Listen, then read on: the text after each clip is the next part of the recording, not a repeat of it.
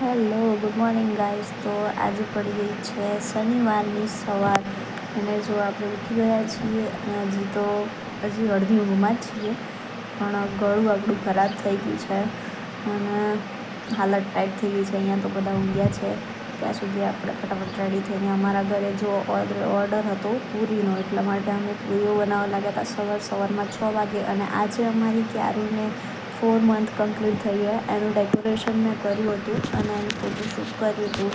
જો બહુ બધી છોકરીઓ આવી હતી અને ગૌરી વ્રતનો આજે પહેલો દિવસ હતો એટલે મેં ડેકોરેશન કંઈક આવું જ કર્યું હતું કે ગૌરી વ્રતને રિલેટેડ જ હોય એવું ડેકોરેશન મેં કર્યું હતું. બહુ બધી છોકરીઓ હતી અને મારી ક્યારું પણ ખુશ થઈ ગઈ અને પછી અમે લાગી ગયા એને રમાડવામાં. જ્યારે એ હશે એવું કરતા હતા, બહુ બધું એન્જોય કર્યું અમે એને રમાડતા અમે પણ ખુશ થઈ ગયા અને એને હસતી જોઈને મને પણ બહુ જ ખુશી થઈ.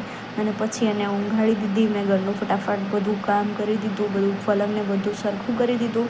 અને જો થોડુંક જ કંઈક સરખું કરતા હતા એટલામાં તો અમારા બેન ઉઠી ગયા. જો એમને રમાડવામાં લાગી ગયા અમે.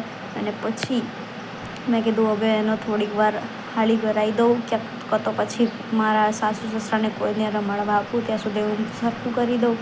એટલે એને રમાડવા આપી ત્યાં તો ફરીથી બેન સૂઈ ગયા. મેં ફટાફટ સરખું કરી દીધું એટલે જુઓ સૂઈ ગયા છે આરામથી.